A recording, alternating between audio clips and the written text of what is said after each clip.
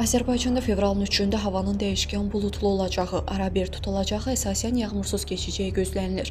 Bu barədə Milli Hidrometeorologiya Xidməti məlumat yayıb.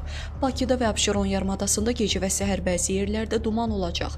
Mülayim cənub-qərb küləyi axşam arabir güclənən şimal-qərb küləyi ilə əvəz olunacaq.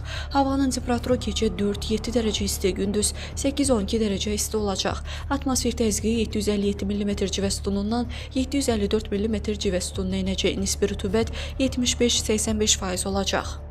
Azərbaycanın rayonlarında havanın əsasən yağmursuz keçəcəyi, lakin gecə və axşam bəzi yerlərdə arabir yağıntılı olacağı, dağlıq ərazilərdə qar yağacağı gözlənilir.